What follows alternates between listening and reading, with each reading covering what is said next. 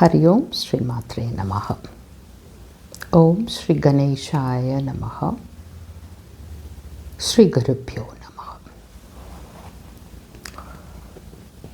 Since many of you are asking for Lalitha Sahasranama, I will give the complete Lalitha Sahasranama for you to learn, chant and experience.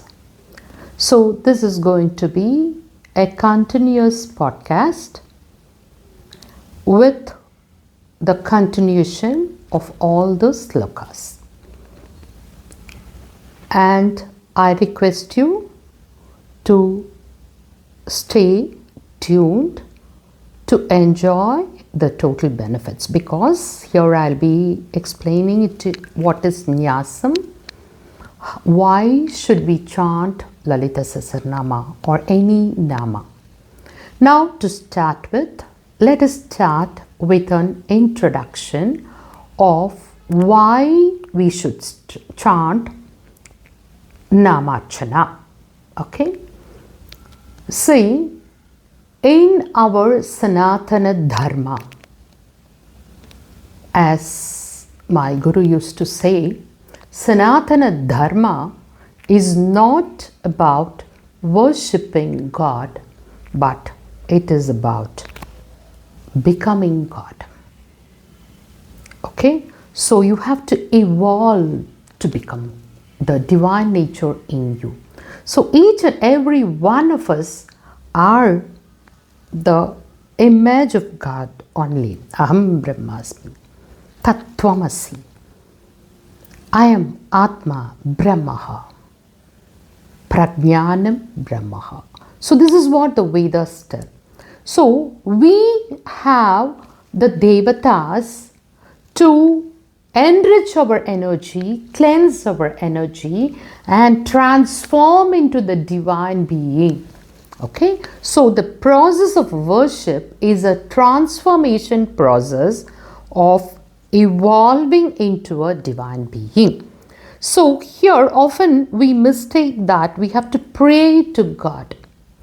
There's no such prayer. Here it's Prathana, we call it.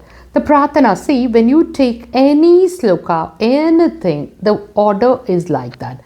Like you invoke the deity. That's what we call as the Avahana. You invoke the deity. You bring the energy of the deity. So there are certain methods, Yantra, Avahana, and that is the Avahana principles and etc. etc. So you invoke the deity. Once you have invoked the deity, then you have to cleanse your body and your soul and take the deity within you. That's actually speaking, that is the prana pratishtha. Okay, so the Nyasa comes there. So you do the Nyasam, the Anga Nyasam, the Karan Nyasam, the Sarvanga Nyasam, Matruka Nyasam. Like that, you make the Nyasam on yourself and transform into the deity. So this is the next step you are going to do. And then comes either the Pancha Puja or Shodasa Upachara Puja or Chatushashti Upachara Puja. So Pancha Puja, you offer 5 pujas. I'll tell you later on in the next video. So 16 Upacharas, I will also teach you how you can do it very easily. And 64 Upachara Puja for Lalita Devi. So you do the Upachara Pujas. Okay, and then you chant the Namas. If you're going to chant 108 Namas, okay, it's called as Ashtotra Shata Namavali. If you're going to chant 300 Namas, it's known as Trishati, 300. And 1000 Namas, it becomes Sahasranama. So this is the principle. So you tell the attributes of the Devi or the God Vishnu or even Shiva, even Sri Rudram is Namaha. So when you chant those Nama, it becomes yours. What you think you become. All of you know that, the power of mind. So when we think of the Namas and when we say those Namas, it becomes yours. And also the aksharas in Sanskritam, okay, each akshara is a bija akshara. So all the 51 aksharas of Sanskritam are bija aksharas. What do you mean by bija? Bija means seed. So when you sow a seed, avalanche of seeds will be produced, isn't it? You sow one wheat seed, what happens? You get a stock of grains. Then you sow everything, each one will grow. Like that, an avalanche of effect is produced. That is the power of mantras. So when you chant even one time, it multiplies, goes. It reverberates rather. Therefore, the action starts the moment you start chanting. Therefore, this is the speciality of Namarchana. See, people think that it is to please the goddess. See, the goddess doesn't need anything from you, you know. Saying the Nama, you transform into her. That is the pleasing that you can do to goddess. Okay, all the external rituals which we are doing are to focus our mind onto the deity. So when the transformation happens, slowly you can even leave all the ritualistic thing and you can become one with her, you can see her, you can visualize her, and then it happens that they manifest in front of you. You can even see them with your eyes. So this happens. This is the process of chanting the Nama. And once the Nama are chanted, you know, in all the stotras, in the end, it will be Phalasruti. So what is the effect or what is the benefit of chanting these mantras? So it's clearly mentioned who is the Rishi for this mantra. Say for example, since we are going to start with Lalitha Sahasranama, Vagdevis. Okay, so Vagdevis have given this mantra. It means what? They are the rishis for this mantra. Who are Vagdevis? They are also the form of Lalitama. Okay, so the Vagdevis, Vagdevata Rishayaha, we'll say that. Therefore, in the end, that's how this came to earth. It was given by Vagdevis, brought to earth by Hayagriva, and it was given to the great sage Agastya, and from them we have got it, right? Therefore, Hayagriva has said what is the benefit of chanting Sri Lalitha Sahasranama. So the Phalasruti, see, you don't have to ask anything, it will happen. All that you have to do is completely surrender, completely surrender, completely surrender, completely believe. That's all. Keep chanting, the transformation will happen and everything will happen to you. The things that have been promised to you, it is not a human being who is promised the Phalasruti, isn't it? It's not you or me or someone else who's promised it. It's Hayagriva himself has promised it. And therefore, that is the Phalasruti. So I request you to do the sadhana completely surrendering, not having anything, because you know when you have a preoccupied thought in your mind and you will be reinforcing that thought. Say for example, you say I have so much of financial difficulties, so therefore I am chanting. So every archana you do, you'll be thinking I have financial difficulties. So back of your mind, you are focusing that you are having financial difficulties.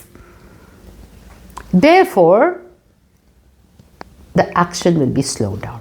Forget about it. Let it be there. Devi will take care of everything. I don't worry about it. Love for the deity. Start loving the deity. Invite them with love. There's nothing which a human being can do without the deity's grace. Okay, so invoke the deity, bring her in, surrender to her, and then start chanting. So these are the components I have simply explained to you. So you're invoking the deity, you're offering the pujas, you're cleansing your body and soul with Nyasam, you're chanting the Namachana, and ultimately the Phalasruti has been promised to you already. Okay, now coming to Lalitha Sahasranama. So Lalitha Sahasranama was given by Vagdevis as per the request of Lalitha Ma. Who is Lalitha Ma? Lalitha Ma is the Adi Para Shakti, the manifested or the Vimarsha of Shiva. Say for example, if Shiva is the potential energy, Lalitha Ma is the manifested kinetic energy. Without Shakti, one cannot experience Shiva. Shiva can exist without Shakti, but for you to experience Shiva, you need to have the energy of Shakti. That's why we say Pancha Preda Sanasena. Okay, so Pancha Brahma Swarupini. So all these can be experienced only if you have life in you. Your mind is in a proper way. Your functioning is in a proper way. That is Shakti. Okay, so the Panchabhutas exist. That's why we call her as Jagat Janani. The formation of the universe has taken place. The whole universe has occurred, and it is the Shakti. Okay, so the hidden energy in it is Shiva. So through Shakti, we attain the Shiva in us also. Is it clear to you? So there are various tattvas related with that, which I'll be explaining to you as we proceed through the series of Lalitha Sahasranama. Now, let us start chanting this Lalitha Sahasranama. As we proceed, we'll be doing a lot of things, and by Devi's grace, I submit everything to her, and I bless you all to learn the complete Lalitha Sahasranama in a proper way, and without any blocks in your mind, without anything. Just connect with Devi. Be happy with her. She lives. Okay, come on. Now let's start with the Dhyana Sloka. Okay, so the Dhyana Slokam was given by Adi Shankara Bhagavad here. So see how many people are involved here. Vagdevis brought it in the that is the Darbar, or in the Darbar of Lalitha Ma. We'll do it as a Dhyanam in the next session. And it was brought down to the earth by Haigriva, given to sage Agastya. Okay, and they say it was done at Trimiyachur. And those days everything was connected, and it was done at Kanchipuram, everything. But you know what? It happened in Tamil Nadu. Okay, and I request Tamil people to understand this, because Tamil Nadu is a very divine land. Very divine land. We have Kamakshi Amma, okay, who is Lalita, Meenakshi, who is Shyamla, and Thiruvanikal Akhilandeshwari, who is Varahi. All these places have Sri Chakram established by Adi Shankara Bhagavad. And Trimiyachur near Kumbakonam is the place where Agastya was initiated into Lalitha Sahasranama. Okay, people come and ask me, why Amma you're not teaching Lalita Trishati? Lalita Trishati is a very secretive thing of Lalitha Ma, and I strongly believe that after taking the initiation of Lalita Panchadasakshari, you have to chant Lalita Trishati. Therefore, right now, I am not doing it. If all of you are ready with Panchadasakshari, yes, I am going to give you Lalita Trishati with the hidden inner meaning. Okay, so now we'll start with a Dhyana Slokam. Sinduraruna Vigraham Trinayanam Manikya Maulispurat Tara Nayaka Shekaram Smitamukin Apina Vakshoruham Panibhyam Ali Purna Ratna Chashakam Raktotpalam Bhibratim Saumyam Ratna Ghadastha Rakta Charanam Dhyayet Param Ambikam. I will recite it. Sinduraruna Vigraham Trinayanam Manikya Maulispurat Taranayaka Shekaram Smitamuki Apina Vakshoruham Panibhyam Alipurna Ratna Chashakam Raktotpalam Bhibratim Saumyam Ratna Ghadastha Rakta Charanam Dhyayet Param Ambikam. Lalita, she is a red goddess. Everything about her is red. Sindura Aruna Vigraham. Red as the rising sun. Sindura Aruna Vigraham. Trinayanam, 3 eyes.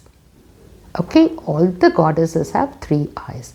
Sinduraruna Vigraham Trinayanam Manikya Maulispurat. So she is wearing a crown which is studded with manikam. On that there is Taranayaka Shekaram. So there is a Tara Nayaka Shekhar. So the moon is considered to be the Nayaka. He is the Nayaka. So you know that. So that is the Tara Nayaka Shekaram. So she is holding, Tara Nayaka is a moon in the crescent form. Tara Nayaka Shekaram. She is having the Ashtami Chandra, the crescent moon in her crown. Smita Mukim, she's always smiling.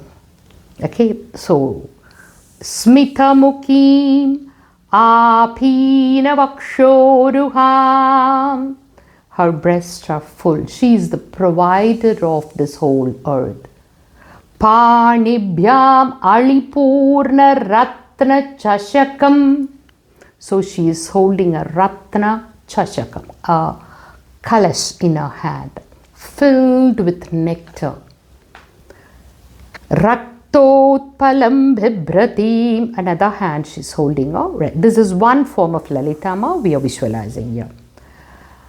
Saumyam Ratna Ghadastha Rakta Charanam. So she has kept her feet on a Ratna Ghatam. Okay, again, and she's kept it on that, and Rakta Charanam, it is also red. Dhyayet Param Ambikam. For a moment, close your eyes. Now visualize the form of Lalita Devi. Here we are visualizing her only with 2 hands. Future we'll be doing it with 4 hands. Visualize her in the hue of red. Everything about her is red.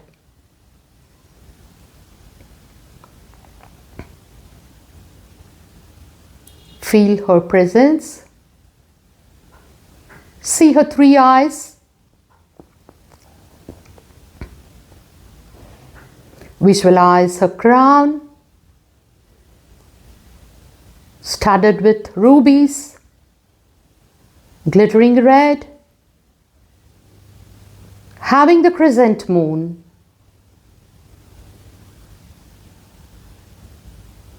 See her hands holding a vessel of nectar, amrita.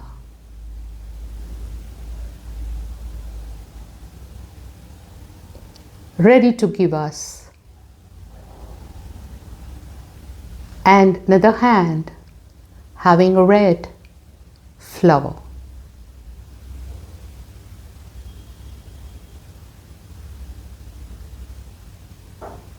See her breast. Cling on to her as a child. She is the provider. See her feet placed on a Ratna Ghadam, and it's so beautiful, Saumya.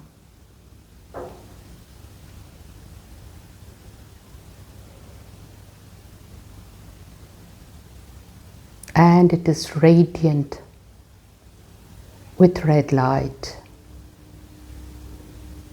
Sinduraruna Vigraham Trinayanam Manikya Maulispurat Taranayaka Shekaram Smithamukim Apina Vakshoruham Parnibhyamalipurna Ratna Chashakam Raktotpalam Bibratim Saumyam Ratna Ghadastha Rakta Charanam Dhyayet Paramambikam.